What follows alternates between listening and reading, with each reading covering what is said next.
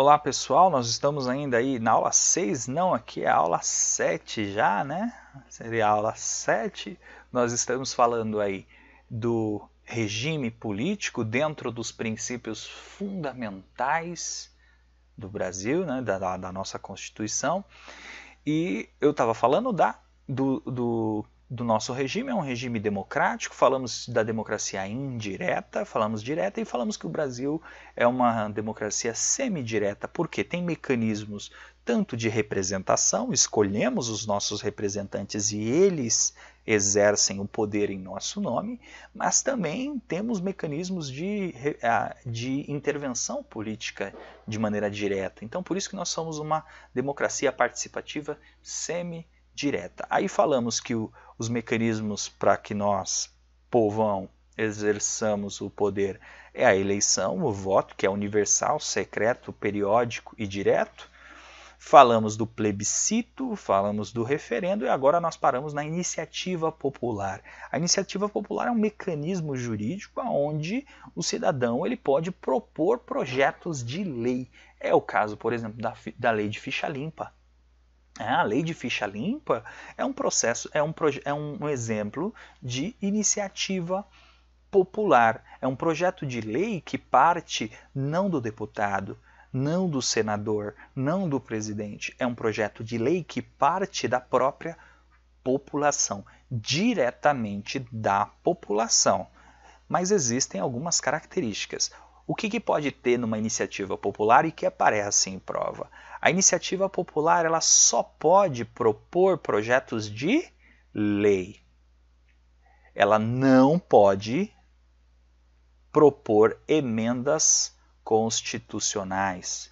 O que é emenda constitucional? Emenda constitucional é um projeto, um mecanismo para você mudar algum trecho da Constituição. Você mudar alguma regra que está presente dentro da Constituição. A ideia é que para se mudar algum pedaço da Constituição seja algo mais complexo, né? Seja algo mais difícil, não pode ser uma coisa tão simples, né? Senão não gera insegurança jurídica. Então, as emendas constitucionais é um pouco mais complexo. Então, o projeto de iniciativa popular só pode versar sobre lei ordinária e sobre lei complementar, não pode falar sobre emenda constitucional. Por isso, riscamos emenda constitucional. Primeira característica.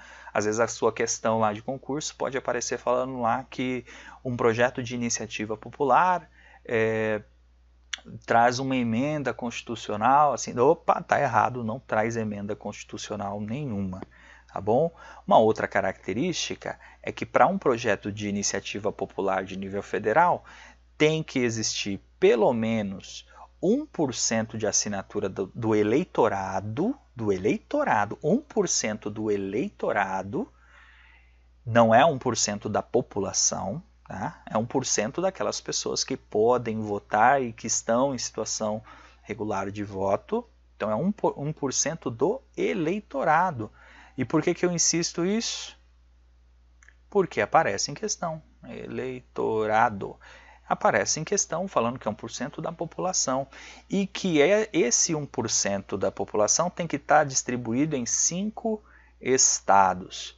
Então, não é pegar 1% das assinaturas só do estado de São Paulo. Tem que ter assinatura de 1% do eleitorado nacional de 5 estados. Tá bom? São algumas regrinhas que aparecem bastante aí para nós em questões de prova. Quando nós falamos de democracia participativa, nós já estamos falando de um dos fundamentos da República, que está lá dentro do primeiro artigo, né, os incisos, que seria o segundo inciso, que é o inciso que fala da cidadania. Cidadania que não é só votar. Exercício de cidadania é um conceito muito mais amplo que vai além simplesmente do processo político eleitoral, né? Quando a gente fala de cidadania, nós estamos falando de participação. nós estamos falando de interação, nós estamos falando de exercício de melhoria de vida dentro da sua sociedade. Você exerce a cidadania, não a cidadania democrática, não só quando você vota, mas também quando você dá opinião sobre, numas redes sociais sobre, claro, uma opinião fundamentada, né, uma opinião, mas enfim, dentro da democracia vale todas as opiniões, né? Desde que não venha para ferir direitos de outras pessoas, quando você dá sua opinião sobre uma lei, sobre um projeto de lei, sobre um processo de impeachment, quando você se posiciona, não só isso também, mas quando você não joga um lixo na rua, quando você faz uma organização de bairro, organiza a comunidade para alguma finalidade, quando você faz alguma coisa para melhorar o seu local de trabalho, para melhorar a sua cidade, para melhorar a vida do seu vizinho, quando você não liga um carro de som alto, levanta o capô lá e fica fazendo festa na frente da casa dos outros, quando você não faz isso, quando você respeita os seus parceiros, os seus próximos, mesmo que você não os conheça, você está exercendo a cidadania. Então, um dos elementos, a gente já está falando dele, que é o fundamento, são os fundamentos da República: soberania, cidadania, dignidade da pessoa humana, valores sociais do trabalho e livre iniciativa e pluralidade política, cidadania. Então, ele vem trazer isso. Então, quando a República coloca isso na Constituição, ela está querendo dizer que você é livre para exercer a sua cidadania. E é livre também para não exercer, se você não quiser. Existe uma liberdade para isso, mas que essa cidadania ela tem que estar presente dentro do Estado. Um Estado que não é democrático, ele não deixa você, por exemplo, se organizar num sindicato para lutar por melhores salários. Veja, em estados totalitários, os sindicatos são proibidos, ou quando existe, são rigidamente controlados. Você, em alguns estados, você não pode chegar no Facebook e falar mal do governo, por exemplo, reclamar sobre um problema do governo. Num estado democrático, você pode. Você pode exercer a sua democracia do seu jeito, né? Por exemplo, numa China, você tem uma série de restrições, por exemplo, de sua participação enquanto cidadão. O cidadão ele tem suas limitações. Num Estado democrático, não. Então, quando se coloca dentro da Constituição um princípio da cidadania, ele quer dizer isso, ele quer dizer que, por mais que você não concorde com a opinião daquela outra pessoa, a outra pessoa tem o direito de falar. Você pode ser contrário a, por exemplo, a bancada ruralista. Você fala, nossa, tem lá bancadas evangélicas, bancadas ruralistas, bancada católica, tem as várias bancadas, por exemplo, no Congresso. E aí você fala que é absurdo. Não, não é absurdo. Isso dentro de um Estado democrático é legítimo. Eles foram eleitos.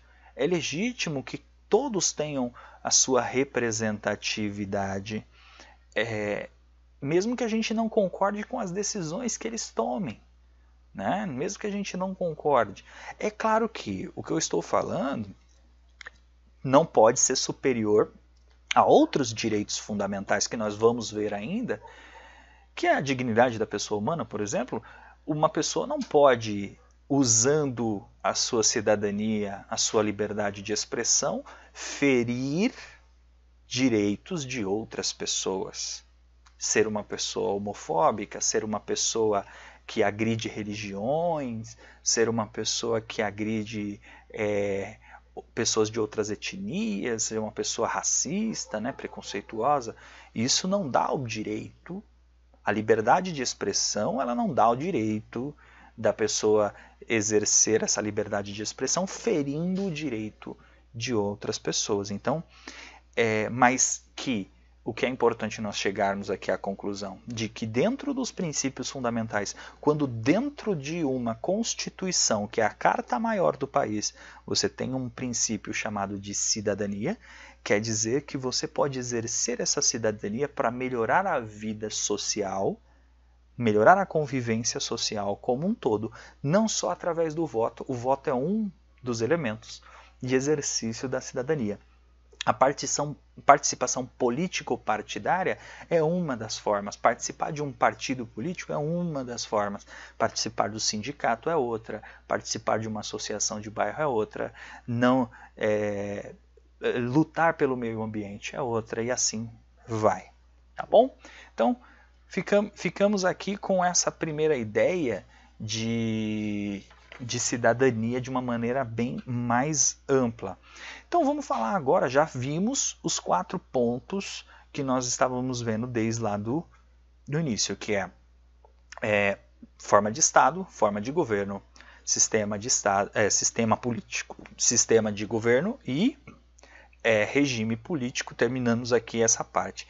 E aí, lá nos incisos do artigo 1º, a gente tem que o Brasil ele é um Estado soberano, que tem como fundamentos a soberania, a cidadania, dignidade da pessoa humana, valores sociais do trabalho e livre iniciativa e pluralismo político. Então no próximo vídeo nós vamos ver esses 5 pontos e vamos aí encerrar essa primeira parte, que é a parte do artigo 1º aí, tá bom?